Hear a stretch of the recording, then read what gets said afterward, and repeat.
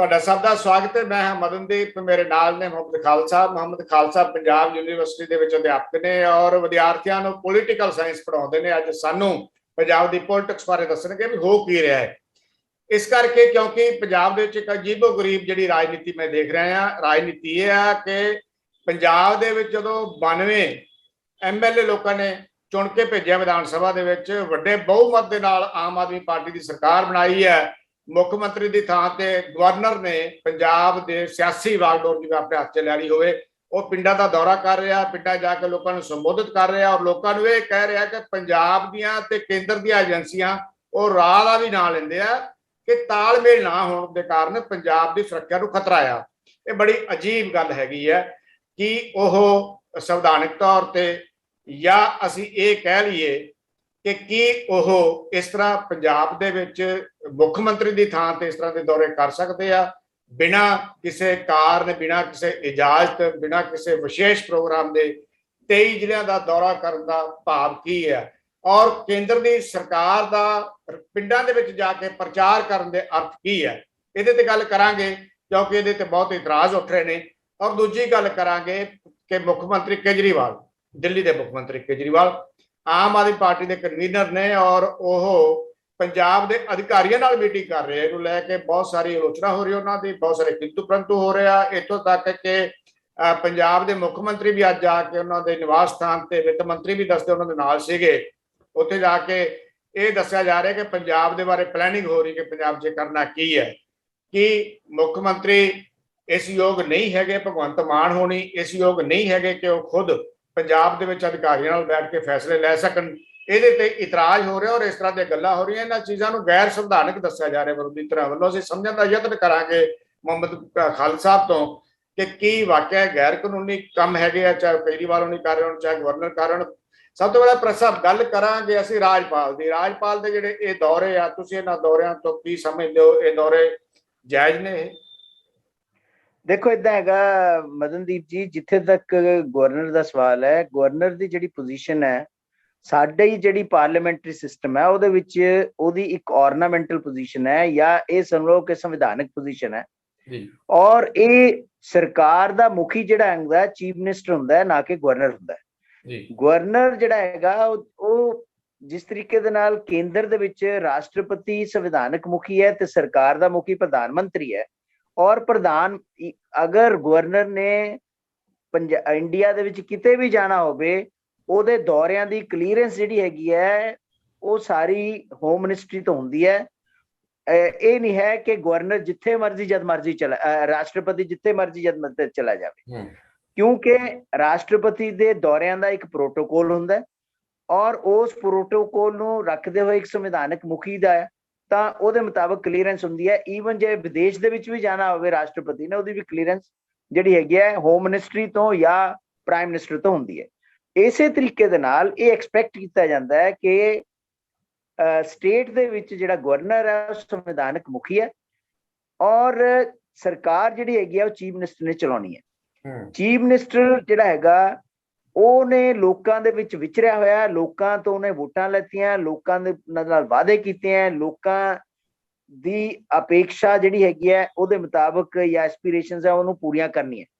ਇਸ ਕਰਕੇ ਜਿਹੜਾ ਚੀਫ ਮਿਨਿਸਟਰ ਹੈ ਉਹਨੂੰ ਪੁੱਛੇ ਬਿਨਾਂ ਜਾਂ ਉਹਦੀ ਮਰਜ਼ੀ ਤੇ ਅਗੇਂਸਟ ਅਗਰ ਗਵਰਨਰ ਇਸ ਤਰ੍ਹਾਂ ਦਾ ਕੋਈ ਕੰਮ ਕਰਦਾ ਹੈ, ਉਹ ਸੰਵਿਧਾਨ ਦੀ ਮਰਿਆਦਾ ਦੇ ਅਗੇਂਸਟ ਹੈ। ਸਾਡੇ ਸੰਵਿਧਾਨ ਦੇ ਵਿੱਚ ਆਰਟੀਕਲ 152 ਤੋਂ ਲੈ ਕੇ 162 ਤੱਕ ਗਵਰਨਰ ਦੇ ਬਾਰੇ ਸਾਰਾ ਕੁਝ ਦਿੱਤਾ ਹੋਇਆ, ਕਿਵੇਂ ਅਪਾਇੰਟਮੈਂਟ ਹੋਏਗੀ, ਕੀ ਕਰੇਗਾ। ਸੰਵਿਧਾਨ ਦੇ ਵਿੱਚ ਮੁਤਾਬਕ ਐਗਜ਼ੈਕਟਿਵ, ਲੈਜਿਸਲੇਚਰ ਤੇ ਜੁਡੀਸ਼ੀਅਲ ਤਿੰਨ ਪਾਵਰਾਂ ਜਿਹੜੀਆਂ ਹੈਗੀਆਂ ਉਹ ਗਵਰਨਰ ਕੋਲ ਹੈਗੀਆਂ। ਲੇਕਿਨ ਪਾਰਲੀਮੈਂਟਰੀ ਫਾਰਮ ਆਫ ਗਵਰਨਮੈਂਟ ਦੇ ਵਿੱਚ ਗਵਰਨਰ ਦੀਆਂ ਉਹ ਪਾਵਰਾਂ ਜਿਹੜੀ ਹੈਗੀਆਂ ਉਹਨਾਂ ਦਾ ਇਸਤੇਮਾਲ ਜਿਹੜੀ ਚੀਫ ਮਿਨਿਸਟਰ ਔਰ ਕਾਉਂਸਲ ਆਫ ਮਿਨਿਸਟਰਸ ਕਰਦੀ ਹੈ। ਅਗਰ ਗਵਰਨਰ ਇਸ ਤਰ੍ਹਾਂ ਆਪਣੇ ਆਪ ਹੁਦਰਾ ਸਾਰੇ ਸਟੇਟ ਦੇ ਵਿੱਚ ਤੁਰਿਆ ਫਿਰੇਗਾ ਔਰ ਸੀਐਮ ਜਾਂ ਉਹਨਾਂ ਤੇ ਅਲੱਗ, ਤਾਂ ਇਹਦਾ ਮਤਲਬ ਹੈ ਸਟੇਟ ਦੇ ਵਿੱਚ ਦੋ ਐਡਮਿਨਿਸਟ੍ਰੇਸ਼ਨ ਹੋ ਜਾਣਗੀਆਂ। ਇੱਕ ਗਵਰਨਰ ਦੀ ਜਿਹੜੀ ਕਿ ਲੋਕਾਂ ਦੇ ਪ੍ਰਤੀ ਕੋਈ ਉੱਤਰਦਾਇਤਵ ਨਹੀਂ ਹੈ, ਉਹ ਕੇਵਲ ਤੇ ਕੇਵਲ ਕੇਂਦਰ ਸਰਕਾਰ ਨੂੰ ਉੱਤਰਦਾਈ ਹੈ। ਦੂਸਰੇ ਪਾਸੇ ਲੋਕਾਂ ਦਾ ਪ੍ਰਤੀਨਿਧੀ ਚੀਫ ਮਿਨਿਸਟਰ ਤੇ ਐਮਐਲਏ ਤੇ ਕਾਉਂਸਲ ਆਫ ਮਿਨਿਸਟਰਸ ਜਿਹੜੀ ਕਿ ਲੋਕਾਂ ਦੇ ਪ੍ਰਤੀ ਉੱਤਰਦਾਈ ਹੈ। ਇਸ ਕਰਕੇ ਅਗਰ ਗਵਰਨਰ ਇਸ ਤਰੀਕੇ ਦੇ ਨਾਲ ਕਰਦਾ ਹੈ ਤਾਂ ਉਹ ਕਾਨੂੰਨ ਦੀ ਮਰਿਆਦਾ ਦੇ, ਸੰਵਿਧਾਨ ਦੀ ਮਰਿਆਦਾ ਦੇ ਜਾਂ ਪਾਰਲੀਮੈਂਟਰੀ ਸਿਸਟਮ ਦੇ ਅਨੁਕੂਲ ਨਹੀਂ ਹੈ।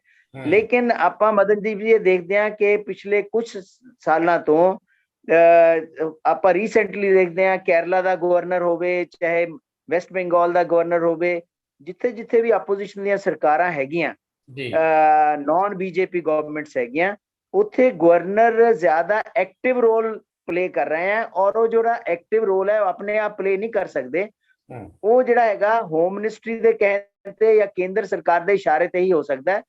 ਅਦਰਵਾਈਜ਼ ਗਵਰਨਰ ਇਸ ਤਰ੍ਹਾਂ ਦੀਆਂ ਚੀਜ਼ਾਂ ਨਹੀਂ ਕਰਿਆ ਕਰਦਾ। ਗਵਰਨਰ ਤੋਂ ਇਹ ਐਕਸਪੈਕਟਡ ਨਹੀਂ ਹੈ ਕਿ ਉਹ ਐਡਮਿਨਿਸਟ੍ਰੇਸ਼ਨ ਨੂੰ, ਜਿਵੇਂ ਕਿ ਆਈਏਐਸ ਅਫਸਰਾਂ ਦੀਆਂ ਮੀਟਿੰਗਾਂ ਹੀ ਕਾਲ ਕਰ ਲੈਣੀਆਂ ਆਪਣੇ ਆਪ, ਔਰ ਸੰਬੰਧਿਤ ਮੰਤਰਾਲੇ ਨੂੰ ਪਤਾ ਵੀ ਨਾ ਹੋਵੇ ਜਾਂ ਸੀਐਮ ਨੂੰ ਪਤਾ ਵੀ ਨਾ ਹੋਵੇ, ਕਿਉਂਕਿ ਚੀਫ ਸੈਕਟਰੀ ਜਿਹੜਾ ਹੁੰਦਾ ਉਹ ਇਲੈਕਟਿਡ ਗਵਰਨਮੈਂਟ ਦੇ ਏਜੰਡੇ ਦੇ ਮੁਤਾਬਕ ਕੰਮ ਕਰਨ ਵਾਸਤੇ ਹੁੰਦਾ ਹੈ।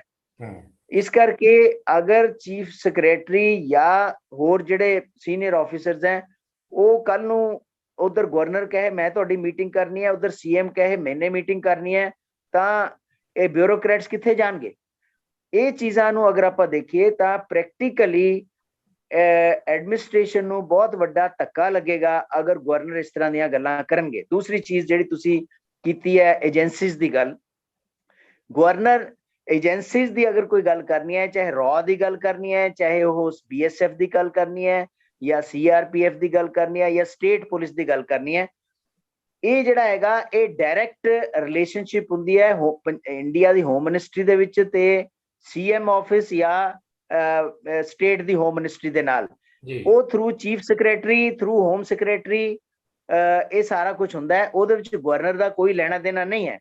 ਵੈਸੇ ਵੀ ਅਗਰ ਆਪਾਂ ਦੇਖੀਏ ਤਾਂ ਪੰਜਾਬ ਦੀ 1/3 ਤੋਂ ਜ਼ਿਆਦਾ ਹਿੱਸਾ ਤਾਂ ਵੈਸੇ ਹੀ BSF ਕੋਲ ਤੁਸੀਂ ਦਿੱਤਾ ਹੋਇਆ ਆਲਰੇਡੀ। ਇਸ ਤੋਂ ਇਲਾਵਾ ਸਾਡੇ ਜਿਹੜਾ ਬਾਰਡਰ ਹੈ ਉਹਦੇ ਉੱਪਰ ਕਿੰਨੀਆਂ ਫੋਰਸਿਸ ਹੈ, ਕਿੰਨੀਆਂ ITBP ਹੈ, ਕਿੰਨੀਆਂ ਸੈਂਟਰਲ ਏਜੰਸੀਜ਼ ਹੈ, CRPF ਵਗੈਰਾ ਹੈਗੀ ਹੈ, ਉਹ ਆਲਰੇਡੀ ਹੈਗੀਆਂ। ਉਹਨਾਂ ਦਾ ਕੰਮ ਕਰਨਾ ਜਾਂ ਨਾ ਕਰਨਾ, ਉਹਨਾਂ ਦਾ ਦਾਇਤਵ ਜਿਹੜਾ ਹੈਗਾ ਉਹ ਹੋਮ ਮਿਨਿਸਟਰੀ ਵੱਲ ਹੈ, ਨਾ ਕਿ ਗਵਰਨਰ ਵੱਲ ਹੈ। ਅਗਰ ਗਵਰਨਰ ਇਸ ਤਰ੍ਹਾਂ ਦੀਆਂ ਗੱਲਾਂ ਕਰਦਾ ਤਾਂ ਚੀਫ ਮਿਨਿਸਟਰ ਨੂੰ ਜਾਂ ਸਟੇਟ ਗਵਰਨਮੈਂਟ ਨੂੰ ਇਫੈਕਟਿਵਲੀ ਲਿਖਣਾ ਚਾਹੀਦਾ ਹੈ ਇਹਦੇ ਬਾਰੇ ਕਿ ਗਵਰਨਰ ਦੀਆਂ ਇਹ ਹਰਕਤਾਂ ਜਿਹੜੀਆਂ ਹੈਗੀਆਂ ਇਹ ਸੰਵਿਧਾਨ ਦੇ ਅਨੁਕੂਲ ਨਹੀਂ ਹਨ ਔਰ ਇਸ ਚੀਜ਼ ਨੂੰ ਰੋਕਿਆ ਜਾਵੇ। ਕਿਉਂਕਿ ਇਹ ਵੀ ਕਿਹਾ ਜਾਂਦਾ ਹੈ ਕਿ ਗਵਰਨਰ ਬੇਸਿਕਲੀ ਸੈਂਟਰ ਗਵਰਨਮੈਂਟ ਦੇ ਜਾਸੂਸ ਦੇ ਰੂਪ ਦੇ ਵਿੱਚ ਵੀ ਕੰਮ ਕਰਦਾ ਹੈ, ਕਿਉਂਕਿ ਉਹਨੇ ਇੱਕ ਪਲ ਦੀ ਇਨਫੋਰਮੇਸ਼ਨ ਦੇਣੀ ਹੁੰਦੀ ਹੈ। ਇਸੇ ਕਰਕੇ ਗਵਰਨਰ ਦਾ ਕਈ ਵਾਰ ਮਿਸਯੂਜ਼ ਵੀ ਹੁੰਦਾ। ਜਿਸ ਵੇਲੇ ਸੈਂਟਰ ਗਵਰਨਮੈਂਟ ਸਟੇਟ ਦੇ ਕਿਸੇ ਲਾਅ ਨੂੰ ਪਾਸ ਨਹੀਂ ਕਰਨਾ ਚਾਹੁੰਦੀ, ਉਹਨੂੰ ਆਪਣੇ ਕੋਲ ਮੰਗਾ ਲੈਂਦੀ ਹੈ। ਜਿਸ ਵੇਲੇ ਸਟੇਟ ਦੀ ਮਸ਼ੀਨਰੀ ਨੂੰ ਸਟੇਟ, ਕਈ ਵਾਰ ਵੀ ਇਸ ਤਰ੍ਹਾਂ ਵੀ ਹੋਇਆ ਕਿ ਗਵਰਨਰ ਤੋਂ ਫਟਾਫਟ ਰਿਪੋਰਟ ਮੰਗਾ ਲਈ ਕਿ ਸਟੇਟ ਦੇ ਵਿੱਚ ਮਸ਼ੀਨਰੀ ਠੀਕ ਕੰਮ ਨਹੀਂ ਕਰ ਰਹੀ, ਆਰਟੀਕਲ 356 ਲਾ ਦਿਓ, ਇੱਥੇ ਦੀ ਸਰਕਾਰ ਨੂੰ ਚਲਤਾ ਕਰ ਦਿਓ। ਆਪਣੇ ਕੋਲ ਇਸ ਤਰ੍ਹਾਂ ਦੀਆਂ ਬੜੀਆਂ ਇੰਸਟੈਂਸਸ ਹੈਗੀਆਂ। ਤਾਂ ਗਵਰਨਰ ਦਾ ਮਿਸਯੂਜ਼ ਸੈਂਟਰ ਗਵਰਨਮੈਂਟ ਅੱਜ ਤੋਂ ਨਹੀਂ ਬਹੁਤ ਦੇਰ ਤੋਂ ਕਰ ਰਹੀ ਹੈ। ਇਹ ਇੱਕ ਨਵਾਂ ਆਯਾਮ ਹੈ ਕਿ ਤੁਸੀਂ ਚੀਫ ਮਿਨਿਸਟਰ ਦੇ ਬਰਾਬਰ ਗਵਰਨਰ ਨੂੰ ਖੜਾ ਕਰ ਦਿਓ ਸਟੇਟ ਦੀ ਐਡਮਿਨਿਸਟ੍ਰੇਸ਼ਨ ਦੇ ਵਿੱਚ, ਤਾਂ ਲੋਕ ਵੀ ਕਨਫਿਊਜ਼ ਹੋਣ, ਬਿਊਰੋਕ੍ਰੇਸੀ ਵੀ ਕਨਫਿਊਜ਼ ਹੋਵੇ ਤੇ ਗਵਰਨਰ ਜਿਹੜਾ ਹੈਗਾ ਬਿਨਾਂ ਲੋਕਾਂ ਦੇ ਸਾਹਮਣੇ ਉੱਤਰਦਾਈ ਹੋਣ ਦੇ ਆਪਣੀ ਮਨਮਰਜ਼ੀ ਕਰਦਾ ਫਿਰੇ। ਇਹ ਸੰਵਿਧਾਨ ਦੇ ਮੁਤਾਬਕ ਨਹੀਂ ਹੈ, ਇਹ ਸੰਵਿਧਾਨ ਦੀ ਅਵੇਲਨਾ ਇੱਕ ਤਰ੍ਹਾਂ। ਪ੍ਰੈਸ ਸਾਹਿਬ, ਜੇ ਇਸ ਗੱਲ ਨੂੰ ਸਮਝਣਾ ਹੋਵੇ ਕਿ ਗਵਰਨਰ ਪੰਜਾਬ ਦੇ ਅੰਦਰ ਕਿਉਂ ਐਕਟਿਵ ਹੋ ਗਏ ਆ, ਉਹਦੇ ਕਾਰਨ ਕੀ ਹੈ, ਉਹਦੇ ਪਿੱਛੇ ਕਿਸ ਤਰ੍ਹਾਂ ਦੀ ਰਾਜਨੀਤੀ ਹੋ ਸਕਦੀ ਹੈ, ਇਹਦੇ ਸਿੱਟੇ ਕੀ ਨਿਕਲਣਗੇ, ਔਰ ਕੀ ਇਹ ਵੀ ਕਾਰਨ ਹੋ ਸਕਦਾ ਹੈ ਕਿ ਉਹ ਸਮੇਂ ਦੇ ਮਤਲਬ ਅਨੁਭਵ ਨਹੀਂ ਹੈ ਇਸ ਸਰਕਾਰ ਨੂੰ ਇਸ ਸਮੇਂ ਨੂੰ ਵਰਤ ਲਿਆ ਜਾਵੇ, ਇਹਦੇ ਪਿੱਛੇ ਕੀ ਕਾਰਨ ਕੀ ਹੋ ਸਕਦੇ ਆ, ਇਹਦੇ ਦੂਰ ਅੰਦੇਸ਼ੀ ਸਿੱਟੇ ਕੀ ਹੋ ਸਕਦੇ ਆ? ਦੇਖੋ, ਗੱਲ ਇਹ ਹੈ ਵੀ ਸਰਕਾਰ ਨੂੰ ਅਨੁਭਵ ਹੈ ਜਾਂ ਨਹੀਂ ਹੈ, ਇਹ ਸਰਕਾਰ ਦਾ ਵਿਸ਼ਾ ਹੈਗਾ, ਇਹ ਗਵਰਨਰ ਦਾ ਵਿਸ਼ਾ ਬਿਲਕੁਲ ਨਹੀਂ।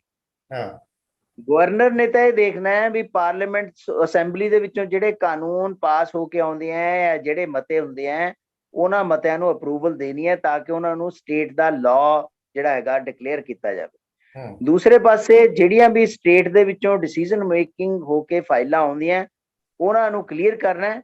ਔਰ ਤੀਸਰਾ ਜਿਹੜਾ ਹੈਗਾ ਕਿਸੇ ਨੂੰ ਕੋਈ ਮਾਫੀ ਦੇਣੀ ਹੈ, ਪਾਰਡਨ ਕਰਨੀ ਹੈ, ਕੁਝ ਜੁਡੀਸ਼ੀਅਲ ਪਾਵਰ ਜਿਹੜੀ ਹੈਗੀਆਂ ਉਹ ਗਵਰਨਰ ਕੋਲ ਹੈਗੀਆਂ। ਲੇਕਿਨ ਇਹ ਸਾਰੀਆਂ ਪਾਵਰਸ ਨਾਮ ਮਾਤਰ ਪਾਵਰਸ ਹੈ, ਅਸਲ ਪਾਵਰਾਂ ਜਿਹੜੀਆਂ ਹੈਗੀਆਂ ਉਹ ਸਟੇਟ ਗਵਰਨਮੈਂਟ ਦੀਆਂ, ਜਿਵੇਂ ਕਿ ਮੈਨੇ ਪਹਿਲਾਂ ਵੀ ਕਿਹਾ, ਜਿਹੜੀ ਕਿ ਇਲੈਕਟਿਡ ਗਵਰਨਮੈਂਟ ਹੈ। ਅਗਰ ਇਸ ਤਰ੍ਹਾਂ ਦਾ ਹੁੰਦਾ ਹੈ ਤਾਂ ਗਵਰਨਰ ਤੇ ਚੀਫ ਮਿਨਿਸਟਰ ਦੇ ਆਫਿਸ ਦੇ ਵਿੱਚ ਕਲੈਸ਼ ਖੜਾ ਹੋਏਗਾ, ਜਿਵੇਂ ਕਿ ਆਪਾਂ ਮਮਤਾ ਬੈਨਰਜੀ ਦਾ ਦੇਖ ਰਹੇ ਹਾਂ ਕਿਸ ਤਰੀਕੇ ਦੇ ਨਾਲ ਡੇਲੀ ਉੱਥੇ ਉਠਾ ਪਟਕ ਹੁੰਦੀ ਹੈ ਗਵਰਨਰ ਤੇ ਸੀਐਮ ਦੇ ਵਿੱਚ। ਜਿਵੇਂ ਆਪਾਂ ਨੇ ਹੁਣੀ ਕੇਰਲਾ ਦੇ ਵਿੱਚ ਦੇਖਿਆ, ਉੱਥੇ ਵੀ ਗਵਰਨਰ ਜਿਹੜਾ ਹੈਗਾ ਇੰਟਰਫੀਅਰੈਂਸ ਕਰਦਾ ਹੈ। ਦੇਖੋ ਗਵਰਨਰ, ਕਿਉਂਕਿ ਜਿੰਨੀਆਂ ਵੀ ਸਟੇਟ ਦੇ ਵਿੱਚ ਯੂਨੀਵਰਸਿਟੀਜ਼ ਹੈ ਉਹਨਾਂ ਦਾ ਚਾਂਸਲਰ ਹੁੰਦਾ ਹੈ, ਉਹ ਇੱਕ ਉਹਦਾ ਰੋਲ ਹੈਗਾ। ਦੂਸਰਾ ਗਵਰਨਰ ਦਾ ਰੋਲ ਹੈਗਾ, ਉਹਨੇ ਇਹ ਦੇਖਣਾ ਹੈ ਕਿ ਸੰਵਿਧਾਨ ਦੇ ਮੁਤਾਬਕ ਸਰਕਾਰੀ ਮਸ਼ੀਨਰੀ ਚੱਲ ਰਹੀ ਹੈ, ਸਟੇਟ ਗਵਰਨਮੈਂਟ ਸੰਵਿਧਾਨ ਦੇ ਮੁਤਾਬਕ ਚੱਲ ਰਹੀ ਹੈ, ਇਹ ਦੇਖਣਾ ਹੈਗਾ। ਤੀਸਰੀ ਚੀਜ਼ ਹੈਗੀ ਹੈ ਕਿ ਜਿੱਥੇ ਜਿੱਥੇ ਗਵਰਨਰ ਇਹ ਸੋਚਦਾ ਹੈ in consultation with the CM office or the state government, ਆਪ ਉਧਰਾ ਇੰਡੀਪੈਂਡੈਂਟਲੀ ਨਹੀਂ, ਤਾਂ ਉਹ ਸਾਰੀਆਂ ਇਸ਼ੂਜ਼ ਜਿਹੜੇ ਹੈਗੇ ਕਰਦਾ ਹੈ। ਅਦਰਵਾਈਜ਼ ਅਗਰ ਗਵਰਨਰ ਇਸ ਤਰ੍ਹਾਂ ਕਰਦਾ ਰਿਹਾ, ਮੈਨੂੰ ਤਾਂ ਇਹ ਹੈਰਾਨੀ ਸੀਗੀ ਜਿਸ ਵੇਲੇ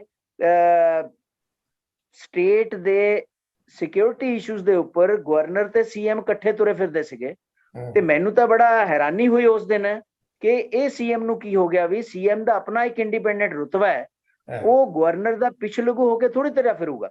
ਪਰ ਪ੍ਰੈਸ ਇੱਕ ਬੜੀ ਹੈਰਾਨੀ ਹੋਰ ਹੋ ਰਹੀ ਹੈ ਕਿ ਇਹਦੇ ਵਿੱਚ ਆਮ ਆਦਮੀ ਪਾਰਟੀ ਇਸ ਜਿਹੜੀ ਆਲੋਚਨਾ ਕੀਤੀ ਜਾ ਰਹੀ ਹੈ, ਇਹ ਸਗੋਂ ਇਹਦਾ ਬੁਰਾ ਮਨਾ ਰਹੀ ਹੈ ਔਰ ਕਹਿ ਰਹੀ ਹੈ ਕਿ ਇਹਦੇ ਚ ਹਰਜ ਕੀ ਹੈ। ਜੇ ਗਵਰਨਰ ਸਾਹਿਬ ਪੰਜਾਬ ਦਾ ਦੌਰਾ ਕਰ ਰਹੇ ਆ, ਲੋਕਾਂ ਨੂੰ ਮਿਲ ਰਹੇ ਆ, ਜ਼ਿਲ੍ਹਿਆਂ ਦਾ ਦੌਰਾ ਕਰ ਰਹੇ ਆ, ਇਹਦੇ ਵਿੱਚ ਇਹਦੇ ਵਿੱਚ ਮਾੜੀ ਗੱਲ ਕੀ ਹੈ? ਉਹਨਾਂ ਨੂੰ ਸਮਝ ਨਹੀਂ ਆ ਰਹੀ ਕਿ ਇਹਦੇ ਵਿੱਚ ਹੋ ਕੀ ਰਿਹਾ ਹੈ। ਉਹਦੇ ਵਿੱਚ ਮਾੜੀ ਗੱਲ ਸਭ ਤੋਂ ਵੱਡੀ ਇਹ ਹੈਗੀ ਹੈ ਕਿ ਜਿਹੜੀ ਸੰਵਿਧਾਨ ਦੀ ਪਾਰਲੀਮੈਂਟਰੀ ਸਪਿਰਿਟ ਹੈ ਉਹਦੀ ਅਵਹੇਲਨਾ ਹੋ ਰਹੀ ਹੈ ਬੁਰੀ ਤਰ੍ਹਾਂ ਦੇ ਨਾਲ। ਜਿਸ ਵੇਲੇ ਆਪਾਂ ਨੂੰ ਪਤਾ ਹੈ ਕਿ ਗਵਰਨਰ ਦੀ ਪੋਜੀਸ਼ਨ ਕਨਸਟੀਟਿਊਸ਼ਨਲ ਪੋਜੀਸ਼ਨ ਹੈ, ਉਹਦੀ ਪੋਜੀਸ਼ਨ ਐਕਟਿਵ ਵਰਕਰ ਦੀ ਨਹੀਂ ਹੈ, ਉਹਦੀ ਪੋਜੀਸ਼ਨ ਐਕਟਿਵਿਸਟ ਦੀ ਨਹੀਂ ਹੈ, ਇਹ ਸਭ ਨੂੰ ਪਤਾ ਪਾਰਲੀਮੈਂਟਰੀ ਸਿਸਟਮ ਦੇ ਵਿੱਚ। ਉਹਦੇ ਵਿੱਚ ਵੀ ਅਗਰ ਆਮ ਆਦਮੀ ਪਾਰਟੀ ਜਾਂ ਕੋਈ ਵੀ ਪਾਰਟੀ ਇਸ ਚੀਜ਼ ਨੂੰ ਇਹ ਸਮਝਦੀ ਹੈ ਕਿ ਇਹ ਤਾਂ ਕੋਈ ਖਾਸ ਗੱਲ ਹੀ ਨਹੀਂ, ਕੱਲ ਨੂੰ ਗਵਰਨਰ ਜਿਹੜਾ ਹੈਗਾ ਉਹ ਕਹੇਗਾ ਤੁਸੀਂ ਪਿੱਛੇ ਹੋ ਜਾਓ, ਤੁਸੀਂ ਇਲੈਕਟਿਡ ਜ਼ਰੂਰ ਹੋ ਲੇਕਿਨ ਸੰਵਿਧਾਨ ਦੇ ਮੁਤਾਬਕ ਸਾਰੀਆਂ ਪਾਵਰਾਂ ਮੇਰੇ ਕੋਲ ਹੈ, ਆਪ ਹੀ ਇਸਤੇਮਾਲ ਕਰੂੰਗਾ, ਫਿਰ ਤੁਸੀਂ ਕਹੋਗੇ ਇਹਦੇ ਚ ਕੀ ਗੱਲ ਹੈ? ਕੋਈ ਗੱਲ ਨਹੀਂ ਜੀ, ਸੰਵਿਧਾਨ ਦੇ ਵਿੱਚ ਲਿਖਿਆ ਹੋਇਆ। ਇੱਕ ਤਾਂ ਹੁੰਦਾ ਸੰਵਿਧਾਨ ਦੇ ਵਿੱਚ ਲਿਖਿਆ ਹੋਇਆ, ਦੂਸਰਾ ਹੈਗਾ ਪਾਰਲੀਮੈਂਟਰੀ ਸਿਸਟਮ ਦੇ ਸਪਿਰਿਟ। ਜਦ ਆਪਾਂ ਪਾਰਲੀਮੈਂਟਰੀ ਸਿਸਟਮ ਦੇ ਵਿੱਚ ਕੰਮ ਕਰ ਰਹੇ ਹਾਂ ਤਾਂ ਸੰਵਿਧਾਨ ਦਾ ਜਿੰਨਾ ਵੀ ਐਕਟਿਵਲੀ ਕੰਮ ਕਰਨਾ ਹੈ ਉਹ ਇਲੈਕਟਿਡ ਬੰਦਿਆਂ ਨੇ ਕਰਨਾ ਹੈ। ਅਦਰਵਾਈਜ਼ ਇਲੈਕਟਿਡ ਬੰਦਿਆਂ ਦਾ ਫਿਰ ਕੰਮ ਕੀ ਹੈ? ਸਾਰੇ ਸਟੇਟ ਜਿਹੜਾ ਹੈਗਾ ਪ੍ਰਧਾਨ ਨੂੰ ਇਹਨੂੰ ਗਵਰਨਰ ਨੂੰ ਦੇ ਦਿਓ, ਬਾਕੀ ਸਾਰੇ ਘਰੇ ਚਲੇ ਜਾਓ। ਸਿੰਪਲ ਭਾਸ਼ਾ ਦੇ ਵਿੱਚ ਅਸੀਂ ਇਹ ਕਹਾਂਗੇ ਕਿ ਇਸ ਮੌਕੇ ਰਾਜਪਾਲ ਜੋ ਕਰ ਰਹੇ ਆ ਉਹ ਵਿਧਾਨਕ ਜਿਹੜੀ ਤਾਕਤ ਹੈ ਪੰਜਾਬ ਦੀ ਉਹਦੇ ਵਿਰੁੱਧ ਸਾਰਾ ਕੁਝ ਕਰ ਰਹੇ ਨੇ ਜੀ। ਬਿਲਕੁਲ ਬਿਲਕੁਲ ਸਹੀ ਹੈ। ਅਗਰ ਗਵਰਨਰ ਆਪਣੀ ਮਰਜ਼ੀ ਦੇ ਨਾਲ ਇੱਕ ਪੈਰਲਲ ਐਡਮਿਨਿਸਟ੍ਰੇਸ਼ਨ ਖੜੀ ਕਰਨ ਦੀ ਕੋਸ਼ਿਸ਼ ਕਰਦਾ ਹੈ ਤਾਂ ਉਹ ਸੰਵਿਧਾਨ ਦੀ ਸਪਿਰਿਟ ਦੇ ਅਗੇਂਸਟ ਹੈ। ਸੰਵਿਧਾਨ ਦੀ ਸਪਿਰਿਟ ਇਹ ਕਹਿੰਦੀ ਹੈ ਕਿ ਗਵਰਨਰ ਜਿਹੜਾ ਹੈਗਾ ਉਹਦੀਆਂ ਡਿਫਾਈਨਡ ਜਿਹੜੇ ਹੈਗੇ ਕੰਮ ਹੈ, ਲੇਕਿਨ ਗਵਰਨਰ ਦੀ ਪੋਜੀਸ਼ਨ ਦਾ ਸੈਂਟਰ ਗਵਰਨਮੈਂਟਸ ਮਿਸਯੂਜ਼ ਕਰਦੀਆਂ ਰਹੀਆਂ ਔਰ ਹੁਣ ਕਾਫੀ ਜ਼ਿਆਦਾ ਹੋ ਗਿਆ।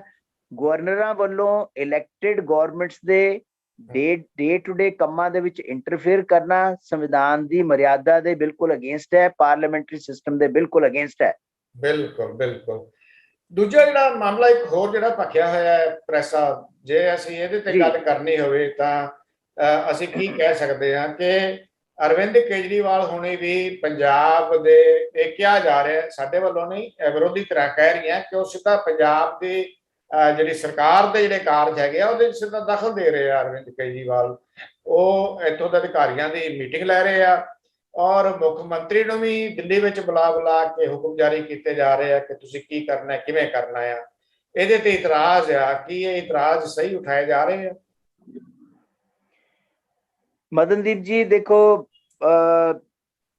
ਜਿਸ ਵੇਲੇ ਇਲੈਕਸ਼ਨ ਦਾ ਕੈਂਪੇਨ ਸ਼ੁਰੂ ਹੋਇਆ ਜੀ, ਤੁਸੀਂ ਵੀ ਬੜਾ ਕਲੋਜ਼ਲੀ ਉਹਨੂੰ ਵਾਚ ਕੀਤਾ ਹੈ, ਮੈਂ ਵੀ ਦੇਖਿਆ ਜੀ। ਸ਼ੁਰੂ ਦੇ ਵਿੱਚ ਪਿਛਲੇ ਇਲੈਕਸ਼ਨ ਦੇ ਵਿੱਚ ਵੀ ਕਿਹਾ ਸੀਗਾ ਇੱਕ ਮੌਕਾ ਕੇਜਰੀਵਾਲ ਨੂੰ ਜੀ ਤਾਂ ਉਸ ਤੋਂ ਬਾਅਦ ਫਿਰ ਬਾਅਦ ਦੇ ਵਿੱਚ ਉਹਨਾਂ ਨੇ ਇਹ ਕਹਿਤਾ ਇੱਕ ਮੌਕਾ ਕੇਜਰੀਵਾਲ ਤੇ ਭਗਵੰਤ ਮਾਨ ਨੂੰ। ਠੀਕ ਹੈ ਨੀ, ਤੁਸੀਂ ਲੋਕਾਂ ਤੋਂ ਵੋਟਾਂ ਕੇਜਰੀਵਾਲ ਦੇ ਨਾਂ ਤੇ ਲੈਤੀਆਂ। ਲੋਕਾਂ ਨੂੰ ਇਹ ਸ਼ੰਕਾ ਸੀਗੀ ਕਿ ਕੇਜਰੀਵਾਲ ਰਿਮੋਟ ਕੰਟਰੋਲ ਦੇ ਨਾਲ ਪੰਜਾਬ ਸਰਕਾਰ ਨੂੰ ਕੰਟਰੋਲ ਕਰੇਗਾ ਔਰ ਉਹਦੇ ਨਾਲ ਪੰਜਾਬ ਸਰਕਾਰ, ਕਿਉਂਕਿ 92 ਦੇ ਵਿੱਚੋਂ ਆਮ ਆਦਮੀ ਪਾਰਟੀ ਦੇ 80 MLA ਨਵੇਂ ਚੁਣ ਕੇ ਆਏ ਆ, ਜਿਨ੍ਹਾਂ ਨੂੰ ਕੋਈ ਅਨੁਭਵ ਅੰਦਾਜ਼ਾ ਨਹੀਂ ਹੈ ਕਿ ਸਾਡਾ ਅਸੈਂਬਲੀ ਦਾ ਸਿਸਟਮ ਕਿਵੇਂ ਚੱਲਦਾ ਹੈ। ਦੂਸਰੇ ਪਾਸੇ ਜਿਹੜਾ CM ਹੈ ਉਹਦਾ ਕੋਈ ਐਡਮਿਨਿਸਟ੍ਰੇਟਿਵ ਐਕਸਪੀਰੀਅੰਸ ਨਹੀਂ ਹੈ, ਇਸੇ ਤਰੀਕੇ ਦੇ ਨਾਲ ਜਿਹੜਾ ਮੰਤਰੀ ਮੰਡਲ ਹੈ ਉਹਦੇ ਵਿੱਚ ਵੀ ਹੀ ਕਰਨਾ ਹੈ। ਹੁਣ ਦੋ ਇਸ ਵੇਲੇ ਇੰਨੇ ਤਕੜੇ ਇਨਸੀਡੈਂਟ ਹੋਏ ਆ ਜਿਹੜੇ ਆਪਾਂ ਸਾਰੇ ਪੰਜਾਬੀ ਹੋਣ ਦੇ ਨਾਤੇ ਜਾਣਦੇ ਵੀ ਹਾਂ। ਪਹਿਲਾ ਜਿਹੜਾ ਹੈਗਾ ਉਹ ਹੈ ਕਿ ਜਿਸ ਵੇਲੇ ਰਾਜ ਸਭਾ ਦੇ ਵਿੱਚ ਤੁਸੀਂ ਆਪਣੇ 5 MP ਭੇਜਦੇ ਹੋ, ਉਹਨਾਂ ਦਾ ਪੰਜਾਬ ਤੇ ਪੰਜਾਬ ਦੇ ਮੁੱਦਿਆਂ ਦੇ ਨਾਲ ਕੀ ਲੈਣਾ ਦੇਣਾ, ਕੀ ਪਿਛੋਕੜ, ਉਹਦੀ ਕੀ ਬੈਕਗਰਾਉਂਡ ਹੈ। ਉਦੋਂ ਕਲੀਅਰ ਹੋ ਗਿਆ ਕਿ ਪੰਜਾਬ ਦੀ ਜਿਹੜੀ ਆਮ ਆਦਮੀ ਪਾਰਟੀ ਦੀ ਸਰਕਾਰ ਹੈ ਉਹ ਇੱਕ ਔਰਨਾਮੈਂਟਲ ਸਰਕਾਰ ਹੈ, ਐਕਚੁਅਲੀ ਤੜਾਵਾਂ ਕਿਤੇ ਹੋਰੋਂ ਖਿੱਚੀਆਂ ਜਾ ਰਹੀਆਂ। ਉਹਦੇ ਉੱਪਰ ਕਾਫੀ ਜ਼ਿਆਦਾ ਕ੍ਰਿਟਿਸਿਜ਼ਮ ਹੋਇਆ, ਕ੍ਰਿਟਿਸਿਜ਼ਮ ਹੋਣਾ ਬਣਦਾ ਵੀ ਸੀਗਾ, ਕਿਉਂਕਿ ਜਿਹੜੇ ਬੰਦੇ ਨੇ ਸਾਰੀ ਜ਼ਿੰਦਗੀ ਦਿੱਲੀ 'ਚ ਬੈਠੇ ਰਹੇ ਉਹਨਾਂ ਨੂੰ ਪੰਜਾਬ ਦੇ ਵਿੱਚ ਕੀ ਪਤਾ ਹੈ ਕਿ ਭੁੱਚੋ ਮੰਡੀ ਦੇ ਕੀ ਮਸਲੇ ਹੈ ਤੇ ਤੁਹਾਡੇ ਅਟਾਰੀ ਦੇ ਕੀ ਮਸਲੇ ਹੈ ਤੇ ਹੁਸ਼ਿਆਰਪੁਰ ਦੇ ਕੀ ਮਸਲੇ ਹੈ। ਉਹਨਾਂ ਨੂੰ ਤਾਂ ਪੰਜਾਬ ਦਾ ਪੂਰਾ ਪਤਾ ਵੀ ਨਹੀਂ ਹੋਣਾ। ਸਿਰਫ ਇੱਕ ਸਟ੍ਰੈਟਜਿਸਟ ਹੋ ਕੇ ਲੋਕਾਂ ਨੇ ਅਗਰ ਇੱਕ ਬਦਲਾਵ ਦੀ ਰਾਜਨੀਤੀ ਲਿਆਂਦੀ ਹੈ, ਸਰਕਾਰ ਬਦਲਾਵ ਕਰਕੇ ਨਵੀਂ ਲਿਆਂਦੀ ਹੈ, ਇਹਦਾ ਮਤਲਬ ਇਹ ਨਹੀਂ ਤੁਸੀਂ ਆਪਣਾ ਸਾਰਾ ਤਖਤ ਤੇ ਤਾਜ ਜਿਹੜਾ ਹੈਗਾ ਉਹ ਕਿਸੇ ਹੋਰ ਜਗ੍ਹਾ ਗਹਿਣੇ ਰੱਖਦੇ ਹੋ ਤੇ ਆਪ ਡੁਗਡੁਗੀ ਵਜਾਉਂਦੇ ਫਿਰਦੇ ਰਹੋ। ਦੂਸਰੀ ਜਿਹੜਾ ਹੈਗਾ ਹੁਣ ਜਿਹੜਾ ਅੱਜ ਹੋਇਆ ਉਹ ਹੋਰ ਵੀ ਸੀਰੀਅਸ ਹੈ ਕਿ ਕਿਸੇ ਹੋਰ ਸਟੇਟ ਦਾ ਚੀਫ ਮਿਨਿਸਟਰ ਤੁਹਾਡੇ ਬਿਊਰੋਕਰੇਟਸ ਨੂੰ ਤੇ ਤੁਹਾਡੇ ਜਿਹੜੇ ਹੈਗੇ ਮੰਤਰੀ ਹੈ ਉਹਨਾਂ ਨੂੰ ਆਪਣੇ ਉੱਥੇ ਫਾਲਨ ਕਰਦਾ ਹੈ, ਉੱਥੇ ਕਹਿੰਦਾ ਵੀ ਹੁਣ ਆਪਾਂ ਇੱਥੇ ਬੈਠ ਕੇ ਪੰਜਾਬ ਦੇ ਬਾਰੇ ਸਟ੍ਰੈਟਜੀ ਬਣਾਉਣੀ। ਇਹ ਇੱਕ ਬਹੁਤ ਹੀ ਮੰਦਭਾਗੀ ਗੱਲ ਹੈ ਔਰ ਇਹਦੀ ਭਰਸਨਾ ਹਰ ਪੰਜਾਬੀ ਨੂੰ ਕਰਨੀ ਚਾਹੀਦੀ ਹੈ। ਮੈਂ ਤੁਹਾਨੂੰ ਦੱਸਾਂ ਤੁਸੀਂ ਪੰਜਾਬ ਸਰਕਾਰ ਜਿਹੜੀ ਹੈਗੀ ਹੈ ਉਹਨੂੰ ਦਿੱਲੀੋਂ ਜਾਂ ਦਿੱਲੀ ਦੇ CM ਦੇ ਆਫਿਸ ਚੋਂ ਨਹੀਂ ਚਲਾ ਸਕਦੇ। ਲੋਕਾਂ ਨੇ ਵੋਟਾਂ ਪਾਈਆਂ ਤੁਹਾਨੂੰ ਇਸ ਪੰਜਾਬ ਦੇ ਮਸਲਿਆਂ ਨੂੰ ਨਜਿੱਠਣ ਵਾਸਤੇ ਇੱਥੇ ਬਹਿ ਕੇ। ਇਹ ਨਹੀਂ ਹੈ ਵੀ ਤੁਸੀਂ ਸਾਰੀ ਆਪਣੀ ਜਿਹੜੀ ਕੈਬਨਿਟ ਹੈ ਉਹਨੂੰ ਲੈ ਕੇ ਕੈਨੇਡਾ ਐਡਮੰਟਨ ਦੇ ਵਿੱਚ ਬਹਿ ਜਾਓ ਤੇ ਕਹੋ ਜੀ ਅਸੀਂ ਇੱਥੋਂ ਬੈਠ ਕੇ ਸਰਕਾਰ ਚਲਾਵਾਂਗੇ। ਇਹ ਤਾਂ ਉਹੀ ਗੱਲ ਹੋਗੀ ਕਿ ਕੋਈ ਬਾਹਰਲਾ ਬੰਦਾ ਆ ਕੇ ਤੁਹਾਨੂੰ ਔਰ ਇਸ ਚੀਜ਼ ਦਾ ਆਪਾਂ ਨੂੰ ਪਹਿਲਾਂ ਵੀ ਡਰ ਸੀਗਾ ਜਿਸ ਵੇਲੇ ਸਰਕਾਰ ਬਣੀ ਹੈ। ਲੋਕਾਂ ਨੇ ਗੱਲ ਕਹੀ ਕਿ ਸਰਕਾਰ ਜਿਹੜੀ ਹੈਗੀ ਹੈ ਬਾਹਰੋਂ ਚੱਲੂਗੀ, ਇਸ ਤਰ੍ਹਾਂ ਚੱਲੇਗੀ। ਔਰ ਅਗਰ ਇਹ ਸ਼ੁਰੂ ਹੋਇਆ, ਅੱਜ ਇੱਕ ਮੀਟਿੰਗ ਹੋਈ ਹੈ, ਕੱਲ ਨੂੰ ਦੂਸਰੀ ਹੋਊਗੀ, ਪਰਸੋਂ ਨੂੰ ਚੀਫ ਸੈਕਟਰੀ ਜਿਹੜਾ ਹੈਗਾ ਉਹ ਉੱਥੇ ਫਾਲਨ ਹੋਊਗਾ, ਪਰਸੋਂ ਨੂੰ ਹੋਮ ਸੈਕਟਰੀ ਉੱਥੇ ਜਾਏਗਾ। ਬਿਊਰੋਕ੍ਰੇਸੀ ਦੇ ਵਿੱਚ ਇੱਕ ਰਿਜ਼ੈਂਟਮੈਂਟ ਹੋਏਗੀ ਕਿਉਂਕਿ ਬਿਊਰੋਕ੍ਰੇਸੀ ਜਿਹੜੀ ਹੈਗੀ ਹੈ ਉਹ ਆਪਣੀ ਟਰਫ ਨੂੰ, ਆਪਣੇ ਏਰੀਏ ਨੂੰ ਛੇਤੀ ਕੰਪਰੋਮਾਈਜ਼ ਨਹੀਂ ਕਰਦੀ ਹੁੰਦੀ ਔਰ ਨਾ ਕਰਨਾ ਚਾਹੀਦਾ। ਪੰਜਾਬ ਦੀ ਬਿਊਰੋਕ੍ਰੇਸੀ ਪੰਜਾਬ ਦੇ ਇਲੈਕਟਿਡ ਰਿਪਰੈਜ਼ੈਂਟੇਟਿਵ ਦੇ ਨਾਲ ਮਿਲ ਕੇ ਕੰਮ ਕਰਨਗੇ, ਉਹਨਾਂ ਦੇ ਅਧੀਨ ਕੰਮ ਕਰੇਗੀ, ਨਾ ਕਿ ਕਿਸੇ ਹੋਰ। ਉੱਥੇ ਕੱਲਾ ਕੇਜਰੀਵਾਲ ਨਹੀਂ ਬੈਠਾ ਹੋਊਗਾ, ਉੱਥੇ ਉਹਨਾਂ ਦੇ ਆਫੀਸਰ ਵੀ ਬੈਠੇ ਹੋਣਗੇ। ਤੁਸੀਂ ਕਿਸੇ ਦੇ ਆਫਿਸ ਦੇ ਵਿੱਚ ਜਾ ਕੇ ਉਹਨਾਂ ਦੇ ਆਫੀਸਰ ਦੇ ਸਾਹਮਣੇ ਅਗਰ ਸਾਡਾ ਆਫੀਸਰ ਬੈਠੂਗਾ ਉਹ ਬਰਾਬਰ ਨਹੀਂ ਹੋਊਗਾ, ਉਹ ਕਿਸੇ ਹੋਰ ਸਟੇਟ ਦੇ ਆਫੀਸਰ ਦੇ ਥੱਲੇ ਜਾਂ ਜਿਹੜਾ ਹੈਗਾ ਉਹ ਤੋਂ ਡਿਕਟੇਸ਼ਨ ਲੈ ਰਿਹਾ ਹੋਊਗਾ, ਕਿਉਂਕਿ ਉੱਥੇ ਉਹ ਕਹਿਣਗੇ ਵੀ ਕਿਉਂਕਿ ਅਸੀਂ ਇਹ ਦਿੱਲੀ ਦੇ ਵਿੱਚ ਇਹ ਚੀਜ਼ ਲਾਗੂ ਕਰ ਲਈ, ਇੱਥੇ ਵੀ ਅਸੀਂ ਲਾਗੂ ਕਰਾਂਗੇ, ਤੁਹਾਨੂੰ ਇਹ ਡਿਕਟੇਸ਼ਨ ਅਸੀਂ ਦੇ ਰਹੇ ਹਾਂ। ਬਹੁਤ ਮਹੱਤਵਪੂਰਨ ਗੱਲ ਹੈ, ਬਿਲਕੁਲ। ਹਾਂ, ਇਹ ਜਿਹੜੀ ਚੀਜ਼ ਹੈ, ਇਸ ਚੀਜ਼ ਦੇ ਵਿੱਚ ਸਾਡੀ ਬਿਊਰੋਕ੍ਰੇਸੀ, ਸਾਡੇ ਸੀਨੀਅਰ IAS ਆਫੀਸਰਸ ਉਹ ਡਿਮੋਰਲਾਈਜ਼ ਹੋਣਗੇ। ਔਰ ਦੂਸਰੇ ਅਸੀਂ ਇਹ ਤਾਂ ਦੇਖਿਆ ਕਿ ਡੈਲੀਗੇਸ਼ਨ ਆਫ ਲੈਜਿਸਲੇਸ਼ਨ ਹੋ ਜਾਂਦੀ ਹੈ, ਡੈਲੀਗੇਸ਼ਨ ਆਫ ਬਿਊਰੋਕ੍ਰੇਸੀ ਅਗਰ ਹੋ ਗਈ ਤਾਂ ਉਹ ਪੰਜਾਬ ਦੇ ਵਾਸਤੇ, ਪੰਜਾਬ ਦੇ ਲੋਕਾਂ ਵਾਸਤੇ, ਪੰਜਾਬ ਦੀ ਜਿਹੜੀ ਡਿਗਨਿਟੀ ਹੈ ਉਹਦੇ ਨਾਲ ਕੰਪਰੋਮਾਈਜ਼ ਕਰੋਗੇ। ਅਗਰ ਇਸ ਤਰ੍ਹਾਂ ਦੀਆਂ ਚੀਜ਼ਾਂ ਹੁੰਦੀਆਂ ਰਹੀਆਂ, ਇਸ ਚੀਜ਼ ਦੇ ਉੱਪਰ ਨੱਥ ਪਾਉਣੀ ਚਾਹੀਦੀ ਹੈ। ਔਰ ਅਗਰ ਇੱਕ ਵਾਰ ਹੋ ਗਿਆ, ਇਸ ਭੁੱਲ ਨੂੰ ਜਿਹੜਾ ਹੈਗਾ ਇਹਨਾਂ ਨੂੰ ਲੋਕਾਂ ਦੇ ਅੱਗੇ ਬਖਸ਼ਵਾਉਣਾ ਚਾਹੀਦਾ ਹੈ ਕਿ ਗਲਤ ਹੋ ਗਿਆ ਸਾਤੋਂ, ਔਰ ਆਇੰਦਾ ਇਹ ਚੀਜ਼ ਨਹੀਂ ਹੋਣੀ ਚਾਹੀਦੀ। ਅਦਰਵਾਈਜ਼ ਲੋਕਾਂ ਦੇ ਅੰਦਰ ਬਹੁਤ ਜ਼ਿਆਦਾ ਰਿਜ਼ੈਂਟਮੈਂਟ ਆਏਗੀ ਔਰ ਪੋਲੀਟੀਕਲ ਪਾਰਟੀਆਂ ਵੀ ਇਸ ਚੀਜ਼ ਨੂੰ ਐਕਸਪਲੋਇਟ ਕਰਨਗੀਆਂ। ਅੱਜ ਤੁਹਾਡੇ ਕੋਲ 92 ਐਮਐਲਏ ਹੈਗੇ ਆ, ਲੇਕਿਨ ਉਹ ਐਮਐਲਏ ਅੱਖਾਂ ਮੀਚ ਕੇ ਨਹੀਂ ਬੈਠਣਗੇ। ਉਹਨਾਂ ਨੂੰ ਵੀ ਉਹ ਪੰਜਾਬ ਦੇ ਲੋਕਾਂ ਦੇ ਵਿੱਚ ਕੱਲ ਨੂੰ ਉਹਨਾਂ ਨੇ ਫੇਰ ਵਿਚਰਨਾ ਹੈ। ਉਹ ਜਾ ਕੇ ਦਿੱਲੀ ਦੇ ਵਿੱਚੋਂ ਨਹੀਂ ਉਹਨਾਂ ਨੇ ਇਲੈਕਸ਼ਨ ਲੜਨਾ। ਇਸ ਕਰਕੇ ਅਗਰ ਇਹ ਚੀਜ਼ ਹੋਏਗੀ ਤਾਂ ਜਿਹੜੇ ਐਮਐਲਏ ਹੈ ਉਹਨਾਂ ਦੇ ਵਿੱਚ ਵੀ ਰਿਜ਼ੈਂਟਮੈਂਟ ਹੋਏਗੀ। ਕੱਲ ਨੂੰ ਇਹਦੇ ਵਾਸਤੇ ਵਿਰੋਧ ਜਾਂ ਰਿਵੋਲਟ ਵੀ ਹੋ ਸਕਦਾ ਹੈ ਕਿ ਨਹੀਂ ਵੀ ਅਸੀਂ ਪੰਜਾਬ ਦੇ ਵਿੱਚ ਇਸ ਤਰ੍ਹਾਂ ਨਹੀਂ ਚੱਲਣ ਦੇਣਾ, ਕਿਉਂਕਿ ਪੰਜਾਬ ਦੀ ਹਰ ਸਟੇਟ ਦੀ ਆਪਣੀ ਇੱਕ ਮਰਿਆਦਾ ਹੁੰਦੀ ਹੈ। ਉਸ ਮਰਿਆਦਾ ਨੂੰ ਭੰਗ ਕਰਕੇ ਅਗਰ ਤੁਸੀਂ ਕਿਸੇ ਦੇ ਅਧੀਨ ਲੱਗ ਕੇ ਇਸ ਤਰ੍ਹਾਂ ਦਾ ਕੰਮ, ਤੁਸੀਂ ਦੇਖੋ ਆਮ ਆਦਮੀ ਪਾਰਟੀ ਦੀ ਸੈਂਟਰਲ ਲੀਡਰਸ਼ਿਪ ਤੋਂ ਕੋਈ ਡਾਇਰੈਕਸ਼ਨ ਆਉਂਦੀ ਹੈ, ਇਟਸ ਓਕੇ। ਅਗਰ ਤੁਸੀਂ ਸੀਐਮ ਤੇ ਸੀਐਮ ਦਾ ਆਪਸ ਦੇ ਵਿੱਚ ਕੋਈ ਮੀਟਿੰਗਾਂ ਹੁੰਦੀਆਂ ਨੇ, ਇਟਸ ਓਕੇ। ਲੇਕਿਨ ਅਗਰ ਤੁਸੀਂ ਜਿਹੜੀਆਂ ਸਾਡੀਆਂ ਮਿਨਿਸਟਰੀਆਂ ਨੇ, ਸਾਡੇ ਜਿਹੜੇ ਬਿਊਰੋਕਰੇਟਸ ਹੈ, ਉਹਨਾਂ ਨੂੰ ਉੱਥੇ ਬੁਲਾ ਕੇ ਇਸ ਤਰ੍ਹਾਂ ਦੀ ਗੱਲ ਕਰੋਗੇ ਤਾਂ ਪੰਜਾਬੀਆਂ ਨੇ, ਐਮਐਲਏਜ਼ ਨੇ, ਬਿਊਰੋਕ੍ਰੇਸੀ ਨੇ, ਈਵਨ ਜਿਹੜੇ ਬੁੱਧੀਜੀਵੀ ਹੈ, ਉਹਨਾਂ ਨੇ ਇਸ ਚੀਜ਼ ਨੂੰ ਬਖਸ਼ਣਾ ਨਹੀਂ ਹੈ। ਵੈਸਾ ਇੱਕ ਇਹ ਬੜੀ ਮਹੱਤਵਪੂਰਨ ਗੱਲ ਹੈ। ਮੈਂ ਪਿਛਲੇ ਦਿਨੇ ਇੱਕ ਵੱਡੇ ਵਿਦਵਾਨ ਨਾਲ ਗੱਲ ਕਰ ਰਿਹਾ ਸੀ, ਉਹਨਾਂ ਨੇ ਵੀ ਇਹ ਗੱਲ ਕਹੀ ਸੀ। ਉਹਨਾਂ ਨੇ ਕਿਹਾ ਸੀ ਕਿ ਇਹਨਾਂ ਨੂੰ, ਭਗਵੰਤ ਮਾਨ ਸਾਹਿਬ ਨੂੰ ਹੁਣੇ ਤੋਂ ਹੀ ਇੰਡੀਪੈਂਡੈਂਟ ਹੋਣਾ ਚਾਹੀਦਾ ਹੈ ਔਰ ਲੋਕ ਰਾਏ ਜਿਹੜੀ ਹੈਗੀ ਆਪਣੇ ਹੱਕ ਵਿੱਚ ਖੜੀ ਕਰ ਲੈਣੀ ਚਾਹੀਦੀ ਹੈ, ਨਹੀਂ ਤਾਂ ਉਹਨਾਂ ਨੂੰ ਅਰਵਿੰਦ ਕੇਜਰੀਵਾਲ ਦਾ ਬਹੁਤ ਵੱਡਾ ਖਤਰਾ ਹੈ।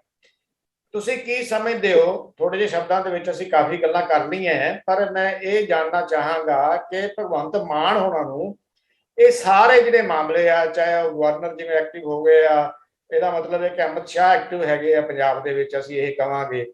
ਜੇ ਇਸ ਤਰ੍ਹਾਂ ਕੇਂਦਰ ਸਰਕਾਰ ਸਿੱਧਾ ਦਖਲ ਦੇ ਰਹੀ ਹੈ, ਜੇ ਕੇਜਰੀਵਾਲ ਹੁਣੇ ਸਿੱਧਾ ਦਖਲ ਦੇ ਰਿਹਾ, ਤਾਂ ਸਾਰੇ ਕਾਸੇ ਤੋਂ ਬਚਣਾ ਕਿਵੇਂ ਚਾਹੀਦਾ ਭਗਵੰਤ ਮਾਨ ਹੋਣਾ ਨੂੰ?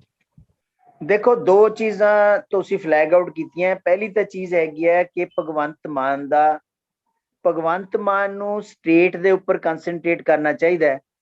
ਪਿੱਛੇ ਤੁਸੀਂ ਦੇਖਿਆ ਅਰਵਿੰਦ ਕੇਜਰੀਵਾਲ ਉਹਨੂੰ ਇਸਤੇਮਾਲ ਗੁਜਰਾਤ 'ਚ ਵੀ ਕਰ ਰਿਹਾ, ਹਿਮਾਚਲ ਦੇ ਵਿੱਚ ਵੀ ਕਰ ਰਿਹਾ। ਤੁਸੀਂ ਅਗਰ ਲੋਕਾਂ ਨੇ ਤੁਹਾਨੂੰ ਸੱਤਾ ਬਖਸ਼ੀ ਹੈ ਤਾਂ ਤੁਸੀਂ ਲੋਕਾਂ ਵਾਸਤੇ ਇੱਕ ਇੱਕ ਪਲ ਦਾ ਇਸਤੇਮਾਲ ਕਰੋ। ਤੁਸੀਂ ਆਪਣੇ ਆਪ ਨੂੰ ਕੰਸੋਲੀਡੇਟ ਕਰੋ, ਤੁਸੀਂ ਇਸ ਆਪਣੀ ਪੋਜੀਸ਼ਨ ਨੂੰ ਕੰਸੋਲੀਡੇਟ ਕਰੋ, ਲੋਕਾਂ ਦਾ ਮਨ ਜਿੱਤੋ। ਅਗਰ ਲੋਕਾਂ ਦੀ ਵੋਟ ਜਿੱਤੀ ਹੈ, ਮਨ ਵੀ ਜਿੱਤਣਾ ਜ਼ਰੂਰੀ ਹੈ।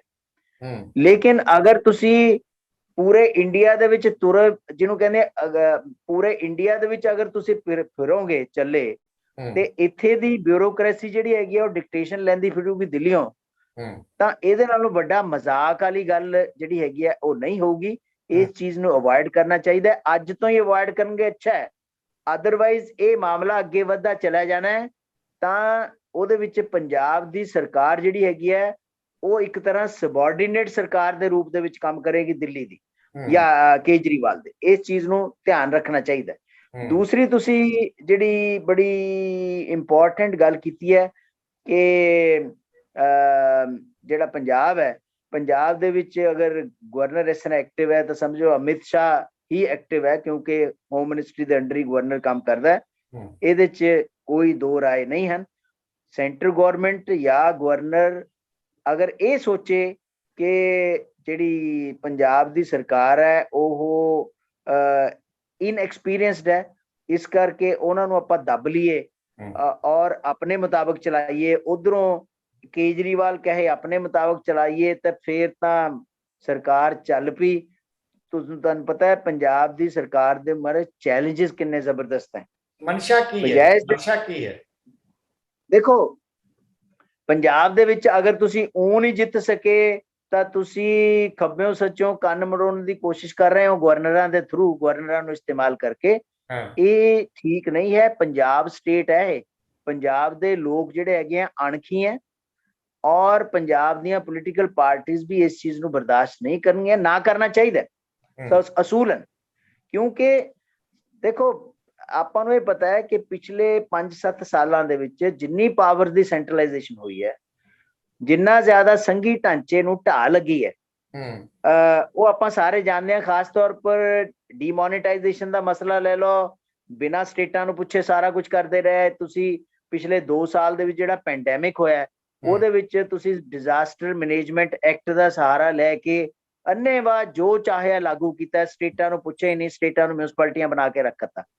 ਅਗਰ ਉਹਦੇ ਉੱਪਰ ਤੁਸੀਂ ਗਵਰਨਰ ਨੂੰ ਇਸ ਤਰ੍ਹਾਂ ਇਸਤੇਮਾਲ ਕਰੋਗੇ ਤਾਂ ਇੱਕ ਕਲੈਸ਼ ਖੜਾ ਹੋਏਗਾ, ਔਰ ਉਹ ਕਲੈਸ਼ ਸਾਡੇ ਸੰਵਿਧਾਨਕ ਢਾਂਚੇ ਵਾਸਤੇ, ਸਾਡੇ ਸੰਘੀ ਢਾਂਚੇ ਵਾਸਤੇ, ਪੰਜਾਬ ਵਾਸਤੇ ਠੀਕ ਨਹੀਂ ਹੈ। ਔਰ ਪੰਜਾਬ ਦੇ ਲੋਕ ਇਸ ਚੀਜ਼ ਨੂੰ ਬੜੇ ਚੰਗੀ ਤਰ੍ਹਾਂ ਵਾਚ ਕਰ ਰਹੇ ਹੈ। ਸ਼ੁਰੂ ਦੇ ਵਿੱਚ ਇੱਕ ਹਨੀਮੂਨ ਪੀਰੀਅਡ ਹੁੰਦਾ ਹੈ, ਲੋਕ ਚੁੱਪ ਹੈ, ਲੇਕਿਨ ਜਿੰਨੇ ਜ਼ਿਆਦਾ ਤੀਬਰਤਾ ਦੇ ਨਾਲ ਲੋਕਾਂ ਨੇ ਵੋਟਾਂ ਪਾਈਆਂ, ਉਨੀ ਤੀਬਰਤਾ ਦੇ ਨਾਲ ਲੋਕ ਉੱਠ ਕੇ ਇਸ ਤਰ੍ਹਾਂ ਦੇ ਵਤੀਰੇ ਦੇ ਅਗੇਂਸਟ ਖੜੇ ਵੀ ਹੋਣਾ ਜਾਣਦੇ ਹੋਣਗੇ ਅਗਰ ਇਹ ਕੰਟੀਨਿਊ ਰਿਹਾ। ਮਤਲਬ ਹੈ ਕਿ ਪੰਜਾਬ ਦੇ ਵਿੱਚ ਪੰਜਾਬ ਨੂੰ ਇੱਕ ਤਰ੍ਹਾਂ ਨਾਲ ਡਿਸਟਰਬ ਕਰਨ ਦੀ ਜਿਹੜੀ ਹੈ ਉਹ ਯਤਨ ਆ, ਕੋਸ਼ਿਸ਼ ਆ। ਔਰ ਇਹਦੇ ਨਾਲ ਅਗਰ ਗਵਰਨਰ ਤੇ ਚੀਫ ਮਿਨਿਸਟਰ ਪੈਰਲਲ ਚੱਲਣਗੇ, ਪੈਰਲਲ ਐਡਮਿਨਿਸਟ੍ਰੇਸ਼ਨਾਂ ਖੜੀਆਂ ਕਰਨਗੇ, ਪੈਰਲਲ ਐਲਾਨੀਆਂ ਕਰਨਗੇ, ਤਾਂ ਨੈਚੁਰਲੀ ਉਹਦਾ ਪ੍ਰਭਾਵ ਜਿਹੜਾ ਹੈਗਾ ਉਹ ਸਟੇਟ ਦੇ ਮਾਹੌਲ ਦੇ ਉੱਪਰ, ਪੋਲੀਟੀਕਲ ਮਾਹੌਲ ਦੇ ਉੱਪਰ ਪੈਗਾ ਹੀ ਪੈਗਾ। ਜੀ ਬਿਲਕੁਲ, ਬਹੁਤ ਮਿਹਰਬਾਨੀ ਪ੍ਰੈਸ ਸਾਹਿਬ। ਮੁਹੰਮਦ ਖਾਲਸਾ ਸਾਹਿਬ ਨੇ ਮੇਰਾ ਖਿਆਲ ਜਿਸ ਤਰ੍ਹਾਂ ਸਾਨੂੰ ਛਾਨਣਾ ਪਾਇਆ, ਇਹ ਸਮਝ ਆਉਣੀ ਚਾਹੀਦੀ ਕਿ ਹੋ ਕੀ ਰਿਹਾ। ਬਹੁਤ ਬਹੁਤ ਸ਼ੁਕਰੀਆ ਜੀ, ਬਹੁਤ ਸ਼ੁਕਰਾਨੇ ਜੀ ਪ੍ਰੈਸ ਸਾਹਿਬ, ਬਹੁਤ ਬਹੁਤ ਧੰਨਵਾਦ। ਧੰਨਵਾਦ ਜੀ, ਬਹੁਤ ਬਹੁਤ ਧੰਨਵਾਦ।